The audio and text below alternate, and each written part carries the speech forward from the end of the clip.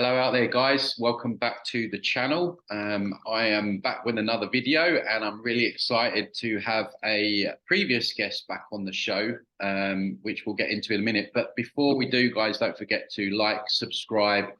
Also, I am walking the YouTube tightrope, let's put it that way. So I really would recommend you subscribe to my other channels over at Bitchute, Odysee, Rumble, and my backup channel, which I will put links for in the description, and also the Telegram group as well that I also have, because the rug could get pulled at any moment now. I am walking on thin ice. So with that being said, we have got the wonderful Jerry Marzinsky back on the channel. Just a brief introduction about Jerry. Jerry is a retired licensed psychotherapist with over 40 years of experience working with and studying the thought processes of psychotic and criminally insane patients in some of the most volatile psychiatric institutions in the nation. Jerry is a commercial pilot, certified scuba diver, and long-distance motorcyclist. He has held the position of second lieutenant in the Arizona Civil Air Patrol and assistant scout master. He was awarded the State of Arizona's Meritorious Service Award and the Pima College Apple Award of Teaching Abnormal Psychology.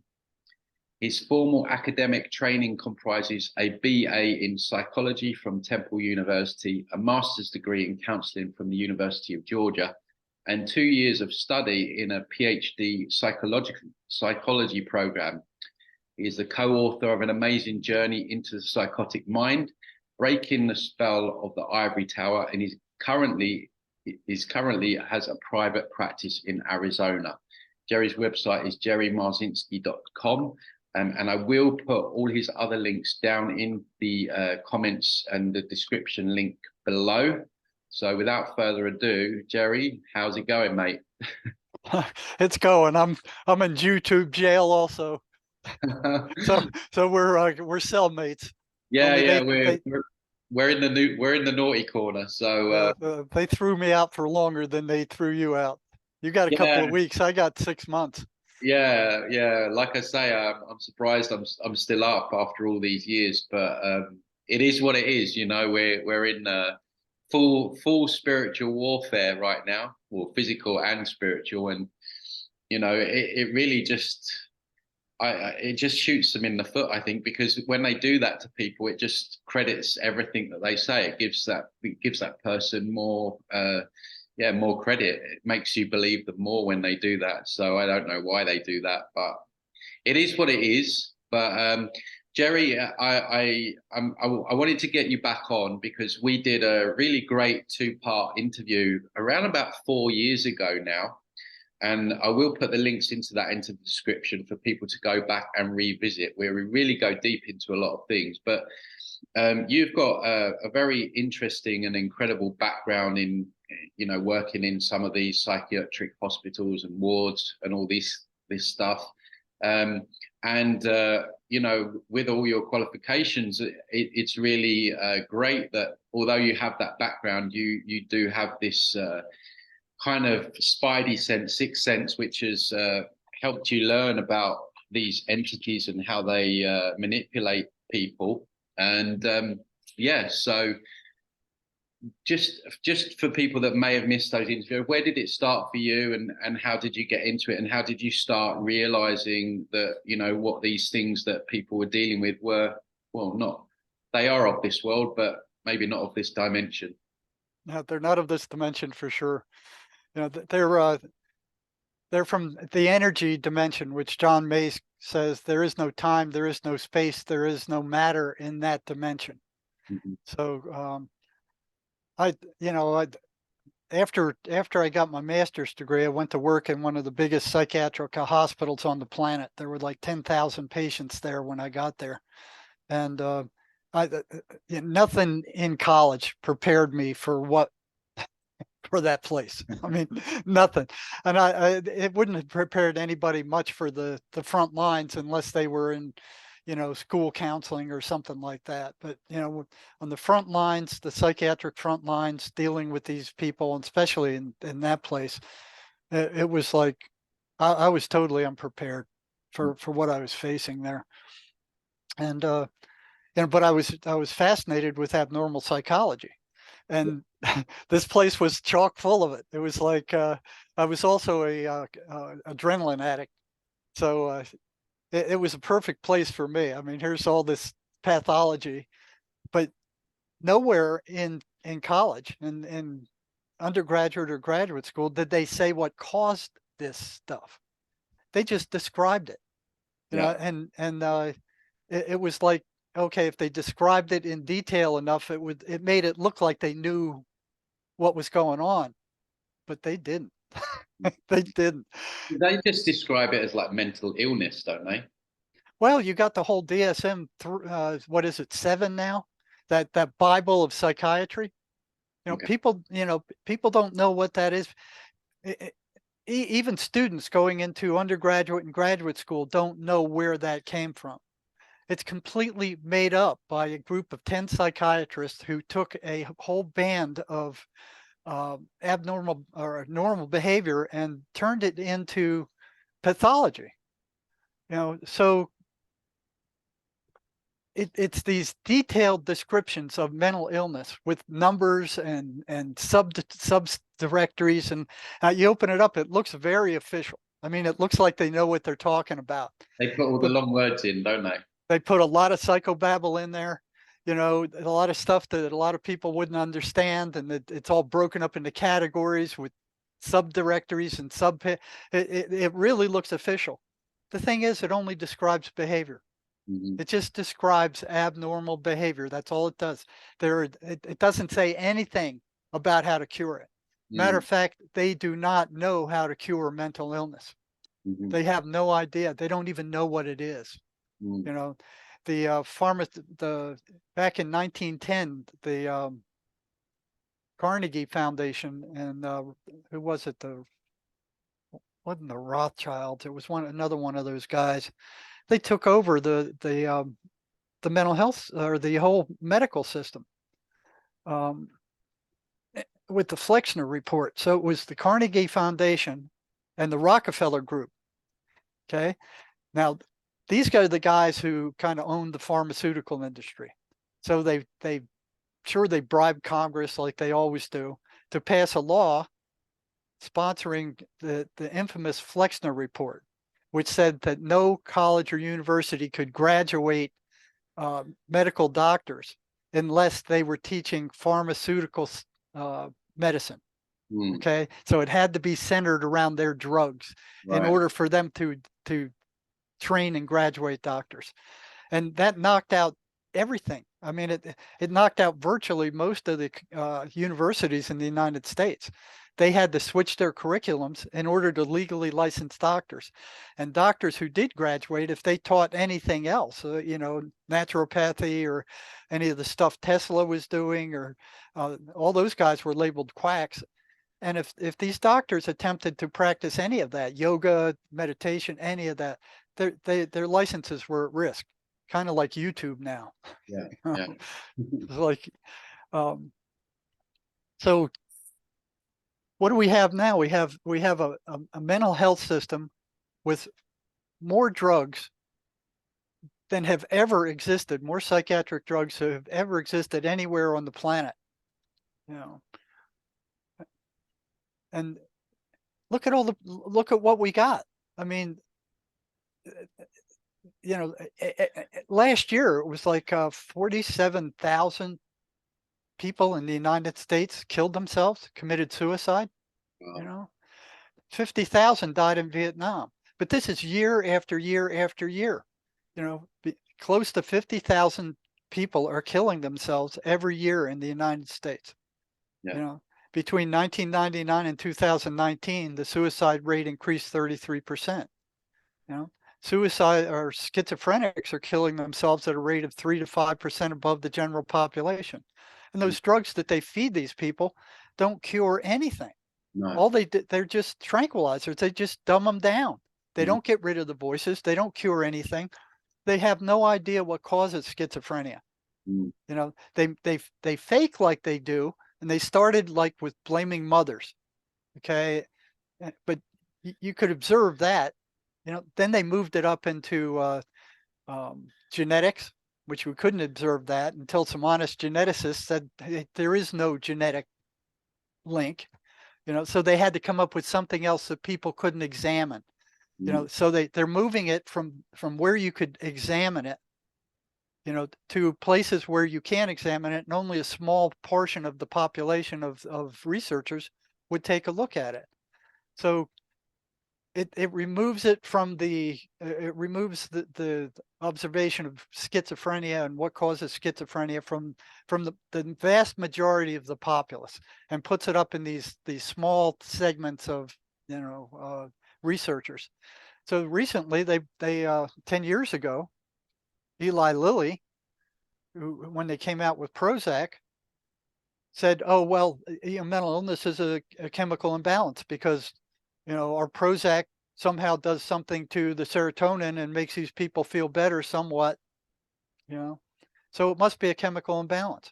So then they pushed this chemical imbalance theory for all mental illnesses, Mm. and that lasted for probably 10 years. They got away with it before some honest researchers came along and said, "We don't see a chemical imbalance," you know, and you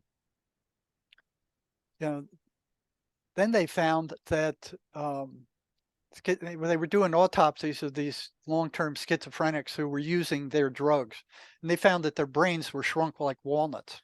Oh, really? You know? Oh yeah. So when that was released, big pharma and the psychiatric mafia went nuts. You know, no, it's not our drugs. It's the schizophrenia doing this. You know, it's like blaming it. They don't even know what schizophrenia. You know, all they see is the behavioral manifestations. They have no idea what causes it. None, Yeah. zero. Yeah. You know, it's an energetic disorder. Yes. You know, it's got to do with the mind, which is, you know, they can't measure the mind. They can't measure the spirit. You know, No. they can't measure thoughts. Now, even though they say it's a thought disorder, they move it away from that. You know, it is a thought disorder. That's the closest they ever come to finding, yeah, identifying what it really is. And So, they want to keep people in the five senses, don't they? They don't want people yeah, thinking. They want people to think that everything's physical. You know, sight, sound, hearing, taste. That anything outside of that is a no go. They don't want people exploring energy and, you know, consciousness and everything like that. no, no, and it's not working. I mean, none of their drugs cure anything. They just tamp down symptoms. So psychology and psychiatry are only concerned with behavior. That's it. And we're spiritual beings. You Absolutely. know, if the spirit leaves, we're dead. We're gone. You know, your thoughts are energy. You know, your memory is energy. You know, schizophrenia is a these are energetic beings. These voices these people hear. Mhm. So, you know, you look at what they're doing. You know, 100,000 Americans are diagnosed with schizophrenia every year. You know, Mhm. so all these mental illnesses, they went from what 97, you know, when it started off to I don't know what it was in the 60s. And right now it's approaching 300 illnesses that this Bible of theirs that they created. And it's virtually made up. You know, this body of 10 psychiatrists get together and they vote on these mental illnesses. Mhm. You know, it's they vote them in, they vote them out, you know. Um, so Dr. Julian Whitaker, he summed it up pretty well. He said every single one of these mental illnesses were fabricated by breaking up segments of human behavior and pathologizing them. There are no blood tests, there are no lab tests, there's no x-rays, there's no EEGs, there's no test to validate a single one of these diagnoses in that manual. You know, they're just classes of behaviors that a group of psychiatrists have voted to be mental disorders. So they vote them in, they vote them out. You know, um, you know who was this? It was Network Against Psychiatric Assault says the DSM-5 labels almost all human emotion as mental illness. A child who talks back, a man who spends too much time on the internet, a woman who grieves the death of her husband or child for more than 2 weeks are all labeled as mentally ill and told they need to be drugged. Unhappiness is labeled as depression, and people are encouraged to numb themselves with drugs instead of dealing with the life situations that cause their unhappiness. Over 2/3 of the psychiatrists who wrote the DSM-5 have financial ties to the drug industry. So they vote in these disorders that they think that the big pharma can come up with some kind of drug to treat, and those pass. It's such a wide umbrella now, though, isn't it? Like you hear it so often, like mental illness, that term. Like it's almost like anything, like what you're reading out there, anything can get put under that umbrella. And Oh of yeah. course, the go-to solution is always the pharmaceutical drugs, right? Well, no, they'd have no solutions. Those drugs don't cure anything. Yeah. Now look at some of these diagnoses that they threw in there: mathematics disorder, caffeine intoxication disorder. I think I've got mathematics disorder. I'm afraid of mathematics. Sibling relational disorder. So if siblings are fighting with others, it's a relational disorder. That's Sexual orientation disturbance, homosexuality. Right. Now get these: Florence syndrome, being overwhelmed by beauty, such as in Florence, Italy. Fainting and dizziness are the symptoms. The treatment is antidepressants. Oh, of course. You don't want to be happy. Paris syndrome. Mostly Japanese patients visiting France. Symptoms include depression, anxiety, feelings of persecution. Before the DSM, they would have called it cultural shock. That's crazy. Yeah, in 1952, there were 106 psychiatric disorders. In 1980, there were 256. Now, 297. There's no scientific proof for any of them. And they treat this in the college and the medical schools as if it's the Bible. Yeah. They hand it out and they make you memorize it. They make you memorize the classes and what they mean, and they give you tests on it. And this is all fabricated. It's all freaking made up by these bozos up there. Yeah. They use it to document for insurance claims. They have to have, schizophrenia 3.90 something, and these sub things, and they use it for insurance claims. Yeah. They use it to label people, and it does not describe people. It describes a specific class of behavior. It's sick what they're doing. Yeah. I mean, and the money they're making off of these diagnoses are crazy. The antidepressant market is expected to hit 15.98 by 2023. This is billion, 15.98 billion. And these drugs don't cure depression. No. Global antipsychotic sales. This is the drugs that shrink the brain and rot out the peripheral nervous system if you use them long enough. I've been around people that, sorry to interject there, but I've been around people that are on antidepressants, and it's almost like they don't feel anything. It's like at times when they're supposed to feel sad or angry or happy, that it's like it just nulls everything. It's quite sad, really. Yeah, it is. It just dumbs them down, and it does the same thing with schizophrenics,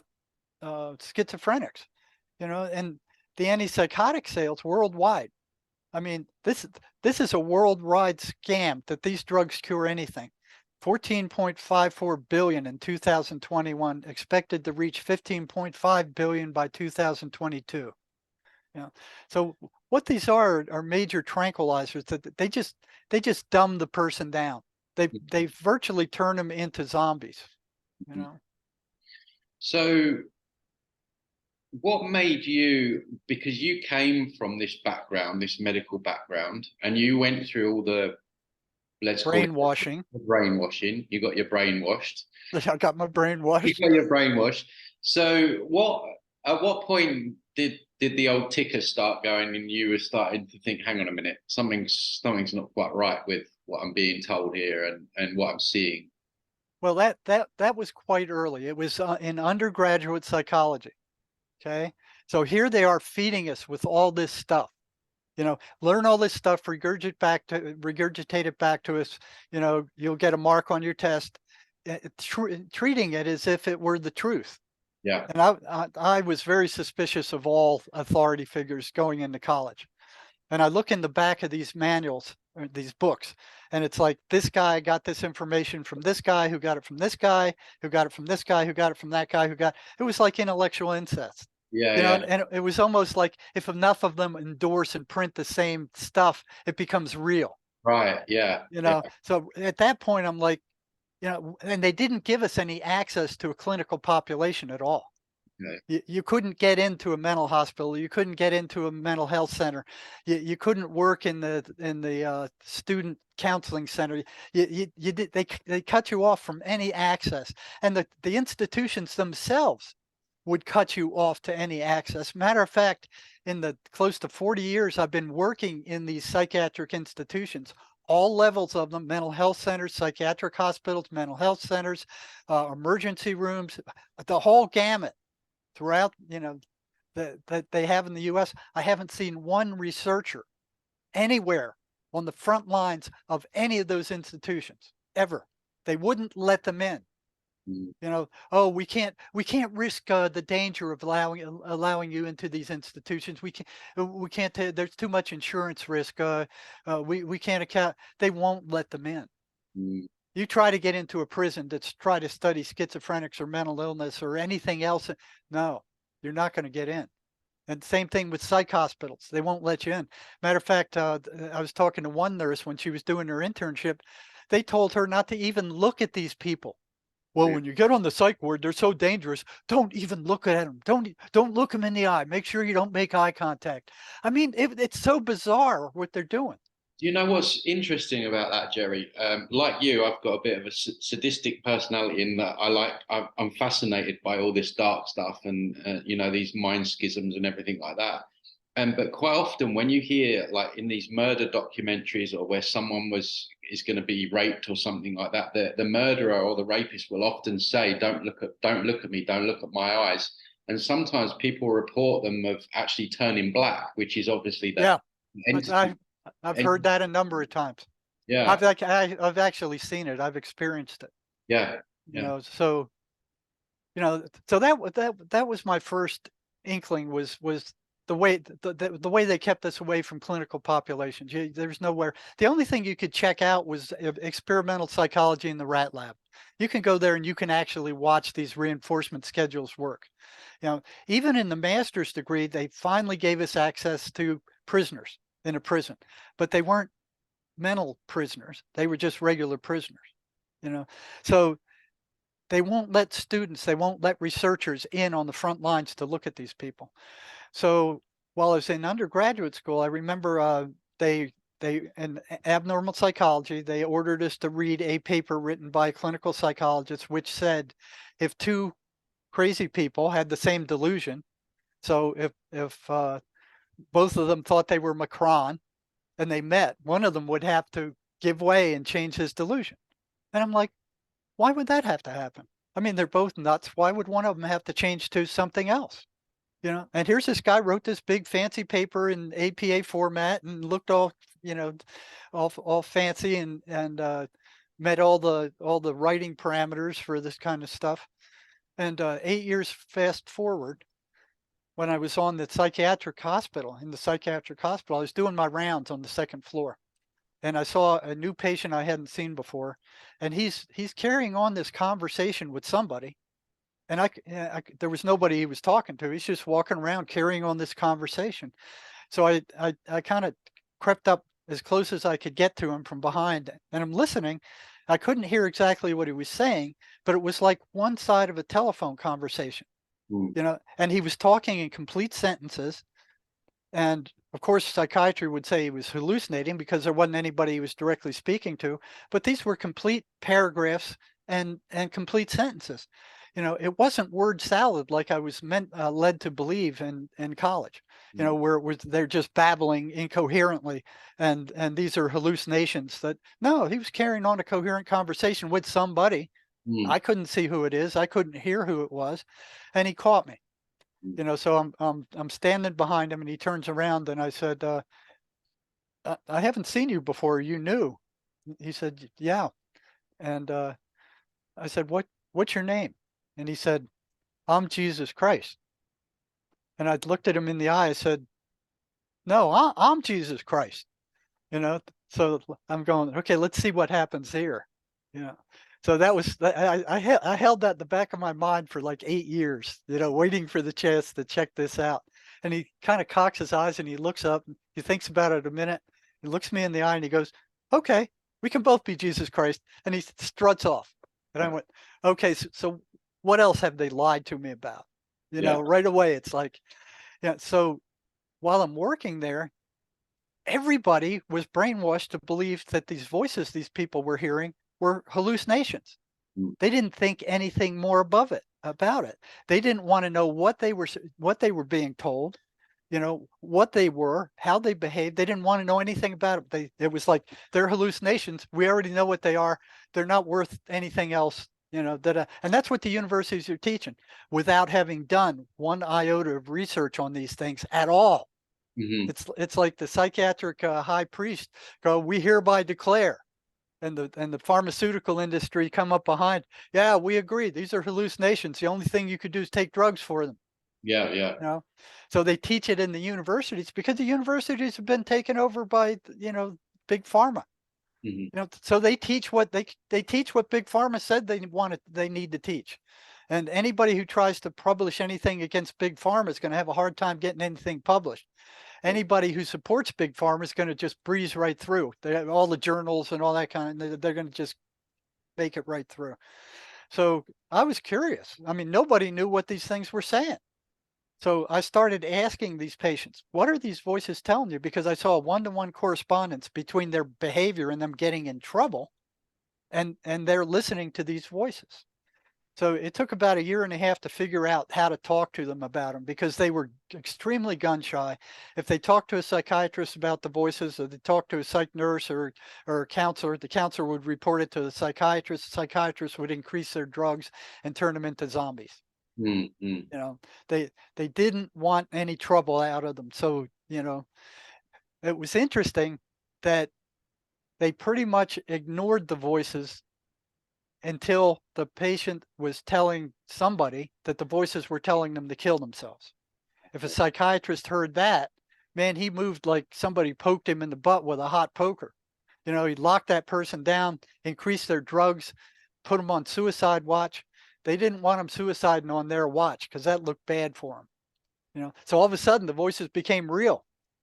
"Oh, the voices are telling them to do this. We better do something about it." You talk about schizophrenic behavior, and they didn't even realize it. It was like, so I'm watching these guys as psychiatrists, and uh, I was sitting in the office with one of my clients and a psychiatrist, and then the patient was complaining about the voices, and the psychiatrist told him, "Well, okay, I'll increase your meds. Just ignore the voices. They're hallucinations." Just ignore. And I called that guy back a week later just out of curiosity, and I pulled him in my office. I said, "Well, the psychiatrist told you to ignore your voices." I said, "How's that going?" He said, "Not good." He Mm. said, "They get louder." So Yeah. then I started asking all the other psychotics on my caseload, "What happens when you ignore the voices?" Every single one of them said they get louder. They won't be ignored. Interesting. That is now a pattern. So I'm started seeing these patterns. One of the patterns was that they were consistently negative. You know, they weren't random. It was a consistently negative. They weren't like good, bad, neutral. They didn't run any range. They were consistently negative. What held them on a consistently negative pattern? Why weren't they random? Mm. That was the first thing. Like, what's going on here? I didn't know at the time. You know, um, I didn't believe in demons and all that kind of stuff. You know, Another pattern I saw was even though the psychiatrists are telling everybody and the universities are telling everybody that this is a biochemical imbalance in their brain, I never ever saw a psychiatrist give any kind of baseline lab to find out what neurotransmitters in the brain were out of balance by how much, never. Mm. So how do they know what they're treating and what they're doing? How did they know what's out of balance by how much and which one? There's like 23, I think, neurotransmitters in the brain. Which one is out of balance and by how much? I mean, they're telling everybody it's a chemical imbalance. That's what they're teaching in the colleges and the universities, the medical schools. You know, where's their proof? Why are they treating this when they don't know what they're treating? And I'm like, so I asked one of them. I said, well, what's the baseline? How do you know what's out of balance by how much? The guy said, oh, the pharmaceutical industry takes care of that for us. They tell us which drugs to give her. And I'm like thinking, you let the fox in the hen house, man. What are you thinking? And that's what they're doing. They just follow what the drug industry says. The drug industry puts out all this. Hey, we got a new antipsychotic drug. Yeah, try this. It has less side effects. Oh yeah, we'll try it. So they're just using the population as guinea pigs for the drug industry. Mm. They they got away with that for over a decade. Now some what do you call, more ethical researchers did the research, and they said we can't find a biochemical imbalance. We don't find any genetic markers. So they lost that, but they're still pushing it. If you look at their drug advertisements now, it's like, oh, it is believed or it is suspected that Mm. schizophrenia is caused by a chemical imbalance of the brain. No, it's not. It's caused by the voices. Mm. Now, now, the more I studied these voices, the more patterns that started appearing. So the next one was anti-religious. I had psych patients coming to me telling me, hey, they don't like the Bible. They don't like me going to church. They get louder when I go to church. When I recite the 23rd Psalm, one guy said it's like the voices reacted like worms thrown on a hot frying pan. So I'm like, why would a hallucination care about church? Why would a hallucination care about the Bible? Why would a hallucination go nuts if somebody recited the 23rd Psalm? So I started seeing these patterns appear. Now, if they're running patterns, they can't be hallucinations. Hallucinations don't run patterns. Yeah. So pattern after pattern after pattern over time. So what we're talking about here is an energetic attack. So your mind is energetic. Your spirit is energetic. Your thoughts are energetic. These things are thoughts. They come through the patient as thoughts. Now, they're not their thoughts, but they act like they're their thoughts. They want them to believe that they're their thoughts. So they're being inserted in the patient's thought stream to tell them to do this, to do that, to do, and a lot the patients struggle with that. Is how do I tell the difference between my own thoughts and these entities, these voices? Mhm. Okay, so these things are energetic. So you can't see energy. You can't see a magnetic field. You can't see it. You can't feel it. You can't taste it. Gravity. You can't see it, you can't feel it, you can't taste it. You only see it by the effects it has on the physical environment. Okay? So if you get a bottle of iron filings and you put it on a magnet, then you can see the outline of the magnetic field. Well, it's the same thing with these voices. These are energetic beings. They're negative energetic beings. They're also parasites. They drain the person of their energy, but they run patterns. So these patterns that I'm going to read you are the physical manifestation of what these things are. Okay, so they're equivalent to the magnetic field and the iron filings. Okay, so they're negative, they're anti-religious, they foster and create negative emotion, they feed off of that negative emotion, they energetically drain their victims. Okay, so after the patient is attacked by these voices, their energy level drops to nothing. And you ask them, did you use that energy? No, I wasn't exercising. I was tossing and turning in bed all night. But yet they're so drained they can't even get up for breakfast. These things get louder after sunset. Now, another interesting thing that you might keep your attention on is these patterns that I'm reading you are the same patterns that the mainstream media is feeding us right now and all throughout the pandemic. I mean, the mainstream media was broadcasting these same things: negativity, anti-religion, negative emotion. Um, uh, you can't ignore them. They took over the airwaves. They were coming at you from all directions. They foster isolation. You know, they foster self-destructive behavior. They demand the attention of their victims. They maneuver for increased control over their victims. They gaslight. They manipulate perception. They have complete access to the schizophrenic's memory, because memory is energetic also. Okay, so they can go in there and they can pull up every rotten memory that that patient has, and they can rub it in their face until they lower their vibration into, they get depressed and down to their own vibration. It's only then that they can take the energy.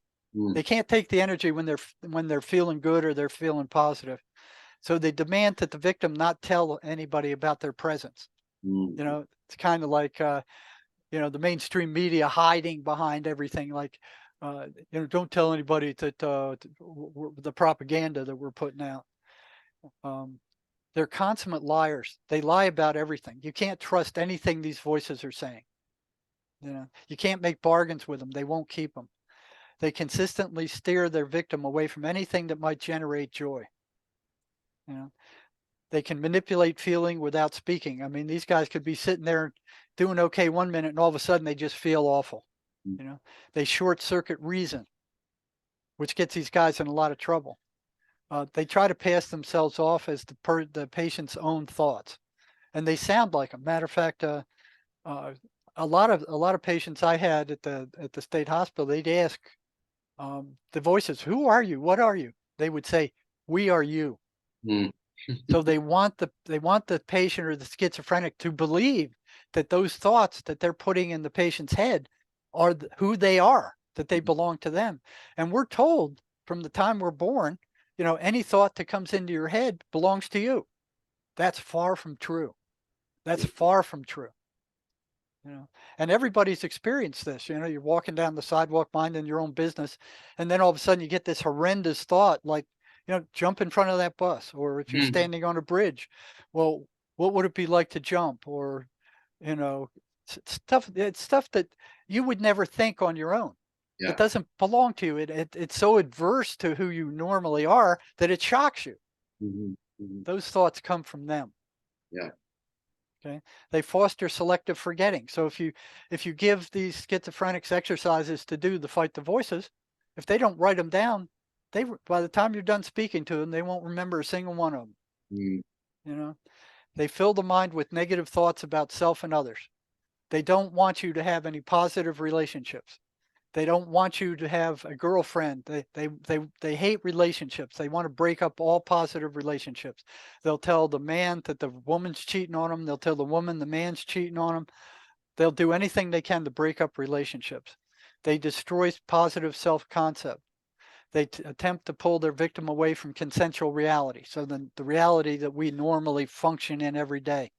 You know, they, yeah, the patient might be walking down the sidewalk and they see somebody and they go, "That guy's following me," or some people start laughing and the voices tell them they're laughing at you. You know, they use confusion as a means of instilling negative suggestions. Um, they are averse to anything positive and beautiful. They don't want these people going to parks. They don't want them watching anything beautiful, sunsets, that kind of stuff. They get very upset, and I saw this in the emergency room. You know, I had to be very careful there too because it was dominated by psychiatrists. Okay, and I'd gotten in trouble twice in the state hospital for when psychiatrists found out I was asking patients about what these voices were and what they were telling the patients. I was pulled up into their office and given the, you know, the riot act saying you will not do that. You know, these voices are hallucinations. Everybody knows that. You know, Yes. Get like back on track. with the Yeah, and program. yeah, get with the program. And it's like you're making the patients worse by asking them questions about the hallucinations. What you're doing is reinforcing their hallucinations. All And I'm right. thinking, yeah, you freaking moron. You don't Yeah, even know what you're talking about. But boy, you couldn't tell one of them that, you know. of course. So they want to render the victim useless. So they're useless to society and themselves and everybody else. They hate and they torment babies. They hate babies. You know, Mm. they hate children. You know, That's interesting. You see often with these like ghost videos that the baby in the cot is got, you know, getting all this interference, and I don't know if you've seen any of those videos, but it does seem to be that I think children and babies, their frequency's naturally higher, right. and so that's like not good for them. No, it's not. No, they want to bring that down. Matter of fact, I had one patient that I was working with. He said he went on what is that one they tried to ban where they have these short clips. TikTok, Um, no, it's not Peacock. It's no, TikTok, TikTok. yeah, TikTok. He said he would go onto TikTok and look at babies laughing. He said it tormented his voices so bad it drove them crazy. really, And I wow, said, that's interesting, yeah. you know. So they don't want them watching anything spiritual, Mhm. you know. So there's a lot of things you can do to fight back against these things, and you know that too because you've walked them out of the people. Yeah. You know, I've walked them out into the light, but then there's the big ones. I won't mess with them. Yeah. You know, Yeah, the way I've seen the way down the years, I've seen. I think we're all, as you mentioned there, we're all subject to entity attachments, but some people have more than others, and some people have more stronger attachments than others that can be more problematic. And you know, the case in point is the schizophrenics that you know have got a very strong attachment that is kind of running the show for them. I would say I would use those words. And when it comes to like murderers and people like that, I would say that the entity is literally almost fully hosting that person yeah, to to the point where the person isn't really a human; it's a demon incarnate in a human body. And I think that's what we're really dealing with here on this planet, which is it's incredible when you think about it. yeah. All these mass shootings and stuff, you know, and you know, I've talked to prisoners in the prison who committed some heinous act, and they said, I don't remember doing it Mm, because they didn't do it. The voices took them over and did it. yeah, You know, and these horrendous, you know, shootings, these murders, and it's coming to a boil right now because there's a massive spiritual battle going on this planet right now, and it is just boiling over. Stuff is coming to the surface that has never surfaced before for people to see, and you know, the high priests, you know, they're just drugging people senseless. I mean, they're after the kids now.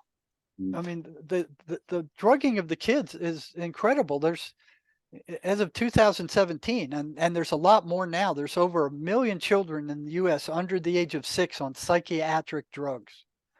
There's over 622,000. Now, this is 2017 figures. It's much higher right now, much higher. Over 622,000 under the age of 5 are on psychiatric drugs. 80,000, over 80,000 are on ADHD drugs, which are amphetamines. Okay. And I've run into a bunch of prisoners in the prison who started off on these drugs and just kept going and going and going until the Ritalin or the Adderall wasn't enough and they moved to meth. And then they ended up getting thrown in prison because of their behavior. Over 38,000 children are on antidepressants right now. Over 85,000 are on antipsychotics. Now, these are the drugs that rot your brain out. They got them on with kids. They're putting kids on these things. They turn kids into zombies. You know, over 389,000 are on anti-anxiety drugs. You know, this is nuts. You know, this is nuts what they're doing. yeah. Now, you know, I'd like to take a quick peek at the mental health of the high priests that are running this mental health system of ours, the Western mental health system. So they're pushing them out by the thousands with these fancy diplomas, proclaiming they are mental health experts. Okay, so they're working with a population, schizophrenics, that have one of the highest suicide rates of any of the mental illnesses. So you might infer that a population with a very high incidence of suicide is a fairly unstable population. you know. So the National Mental Health Institute estimated that 4.9% of people with schizophrenia will die by suicide. Their suicide rate is 5 to 10 times that of the general population. We know they're not stable. Okay. Now you take a look at uh, the how the high priests are doing, who run our mental health system. According to the Journal of the American Medical Association, the suicide rate for psychiatrists is 65 per 100,000, or 5.9 times higher than that of the general population, and about equal with that of schizophrenics. So their suicide rate is virtually identical to the most seriously mentally ill of the entire population they're dealing with. The Journal of Clinical Psychiatry in 1980 did a 5-year study of 18,730 consecutive physician deaths by suicide and found that psychiatrists suicide regularly year by year at rates more than twice those expected, and that the difference is statistically significant. These are the high priests who run our mental health centers right now. They run the mental health systems.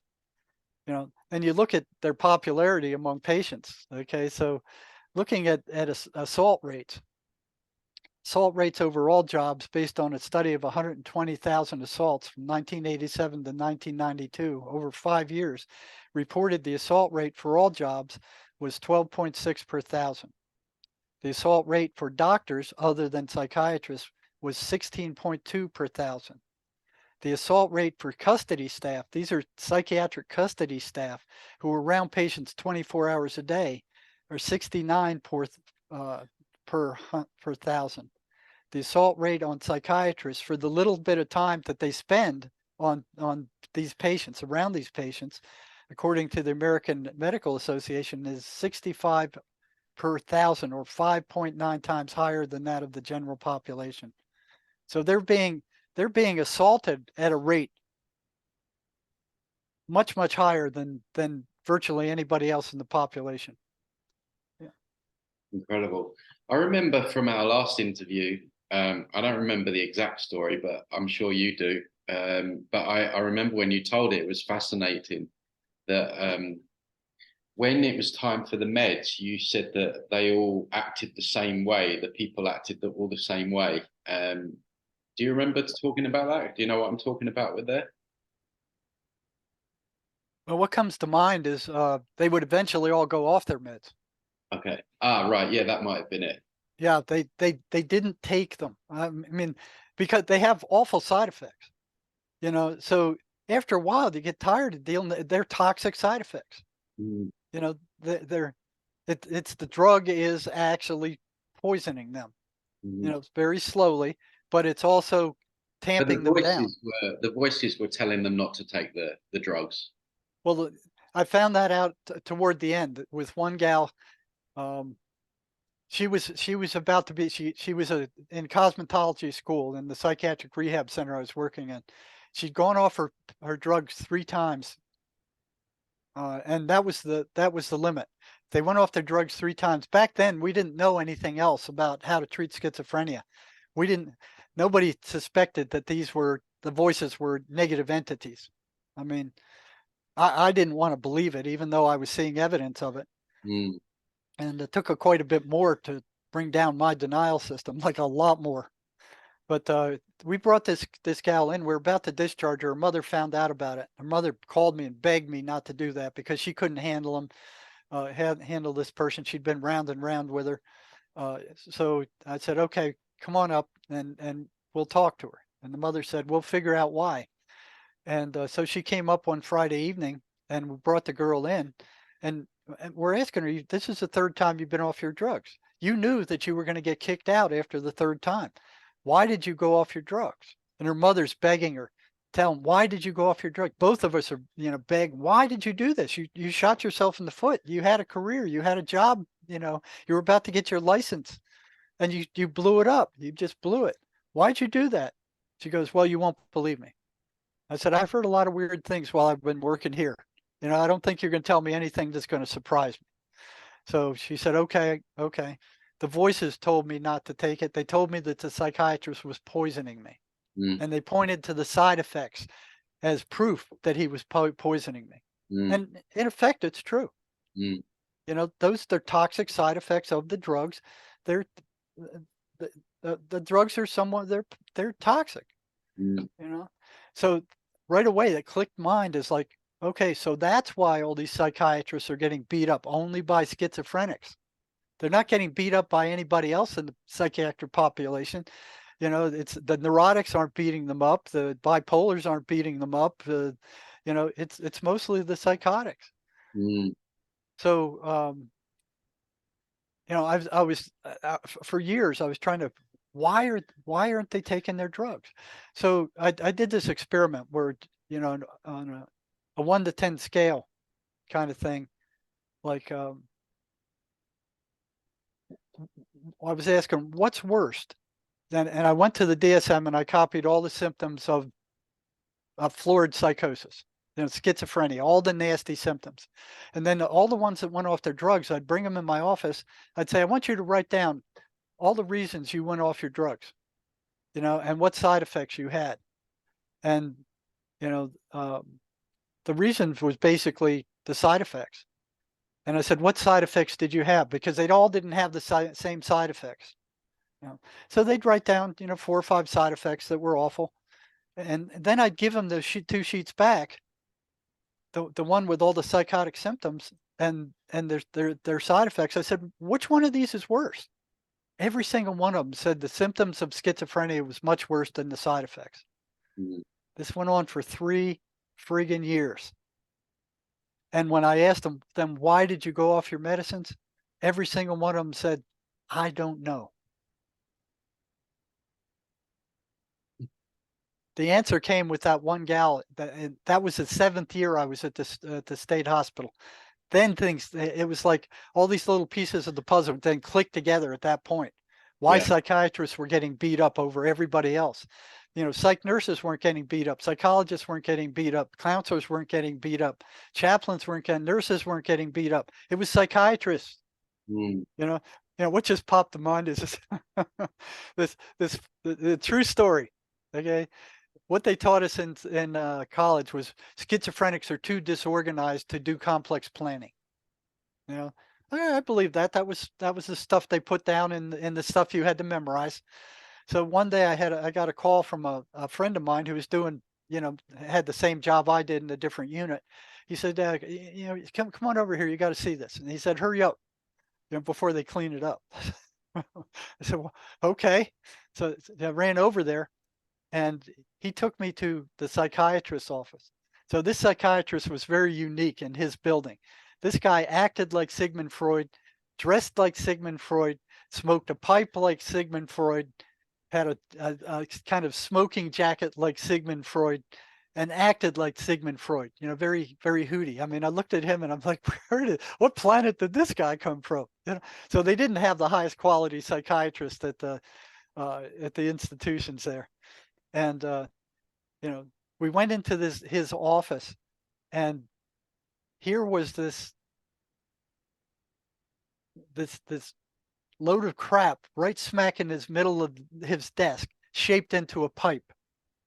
So what had happened is one of the patients on the 3rd floor who he had just drugged mercilessly, okay, got pissed off, somehow snuck down 3 flights of stairs past 3 nursing stations, got to the 1st floor, broke into his office without making any noise, crawled up onto his desk and crapped right in the middle of his desk, shaped it into a pipe, and then escaped from the hospital, and they never caught him again. My God, that's crazy. There were a lot of crazy things happen there. I imagine every day was interesting. I mean, I find that with what I do, just some of the stories you hear, and one thing I talk about on my channel is how these entities are master masqueraders. Oh yeah. I work with one guy, and I've told this story several times, but it's good for context to tell it again, that thought he was dealing with his dead dad, his deceased dad, and this entity was giving him all this information because they know us, right? Right. And They can pull up any information out of your mind that you have there because they're right, energetic. Your memory's energetic. They can go in there and pull up every rotten thing you've ever done. yeah. So this guy was getting all this information about himself, and And it this was accurate. yeah, this entity was saying, "I'm your dad. You know, I'm still around you. Don't worry." So this guy was following all the information that he was being told to do by this voice. He ended up losing his job, his wife. He nearly ended up dying, right? And this is what triggers a lot of people in my messages is that these entities, they'll mask themselves, that Oh yeah. whatever your flavor is, whatever your favorite flavor is, they'll mask themselves to that. I mean, you said it right at the start. That guy said that I'm Jesus, right? Right. And so they don't care what you believe in, as long as you believe in something, and then they'll show up in that form. Yeah. I'm Jesus Christ, or I'm your guardian angel, or I'm your spirit guide, you know, Absolutely, and they suck a lot of people in on that spirit guide thing, so and once they let them in, they're in. yeah, yeah, that's it. They're connected. It's almost like there's an energetic cord between the Right. entity and that person. Once you let them in, that Ouija boards are extremely dangerous. They are not toys. I've Yeah, dealt with a lot of patients who have gone psychotic after using Ouija boards. mhm, Meth is another one. You yeah, know, the prisoners called it the devil's drug. yeah, yeah, And that's fairly insidious because it makes you feel, so good. You're high and you're powerful and you got tons of energy you know, and then they start hearing the voices for a while they're on meth. And yeah, that may go on for a month, 2, 3, 4, 5 months, where when they come back down, the voices disappear. yeah, And then one day they don't. yeah, They're there forever. And that person is now as psychotic as any of the ones in the state hospital. yeah. Meth is an extremely dangerous drug. Well, we haven't even spoken about alcohol. I mean, alcohol is ingrained in society. You know, it's Yeah. everywhere. I mean, I'm here in Mexico. It's deep in the culture. I'm from the UK. It's deep in the culture there. You know, you get married, you get drunk, you finish your work for the day, you get drunk. It's a weekend, you get drunk. What does that do? It opens you Well, up to these. yeah, it has its own spirit of its own spirit, and I don't know how many times I've heard that they hang around bars and wait for people to get drunk enough, and then they jump in there and they take over the drinking. So it's not just the guy who's drinking; it's all these spirits who can't get drunk in their spiritual form, and they need a body to get drunk in. Absolutely. And that's why people, when the morning after, the person will say to God, you were like a totally different person last night when you were drunk. Well, that's because the person's become hosted by the entity. And, it just, people don't want to hear that because people like to drink. But this is the information that's Well, true, I believe. Well, you look at building up to a drink. Mm. These guys are having, and what they say is, with drug addicts and alcoholics, that entity never leaves your auric field. It's always there taunting you. Oh, Mm. you can have one drink, or you can go to the bar to talk to your friends and not drink, So what they call it building up to a drink. So it's all these little steps where that entity gets you to move closer and closer to drinking. Yeah, You know, just have one. just have one, or you can go by the bar and just kind of look in the window, or uh, But another thing I want to point out, which was interesting, which again crosses over with what I've found in my work, is that they don't want you doing anything that's gonna, I don't know, like raise your frequency to the point no, you touched on it earlier, where they don't even want you to go for a walk in the woods or right, down the beach because right, they don't like nature. You know, when we go outside, we feel better. You know, we connect with nature. They don't like that. And I've noticed sometimes that, sometimes I'll think about going to the beach and then something will be like, oh no, just stay and do some more work. And I'm like, hang on a minute. No, I'm going to the beach. right, right. So Yeah, yeah. You got to pay attention to your thoughts. What's coming into your head? yeah, absolutely. They Because want they don't you, all belong to you. They don't belong to no, you. they Not don't. all. They want you all around Wi-Fi and they want it around Right. the electromagnetic frequencies that are completely probably toxic for us all.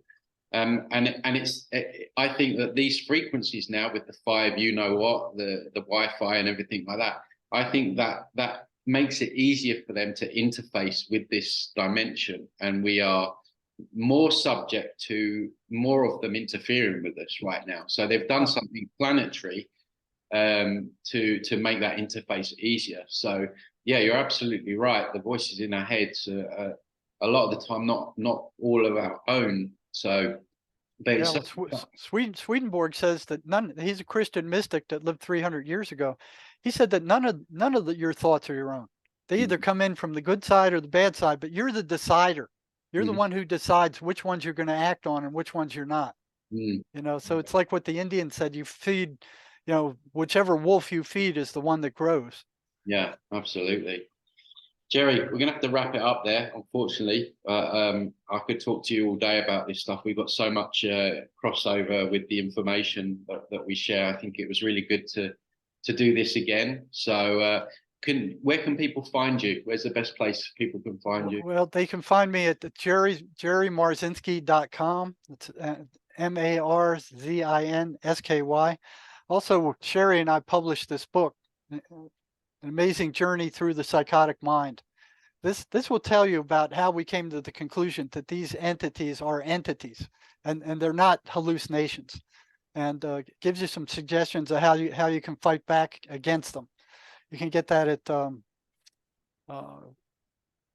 it's on Amazon, and it's in German, it's in French, it's in Spanish, and lulu.com is another place you can get it. Great. Well, I'll put all of Jerry's links in the description below. But yeah, once again, thanks for coming on, Jerry, and we'll speak again, I'm sure. Okay, glad to have me.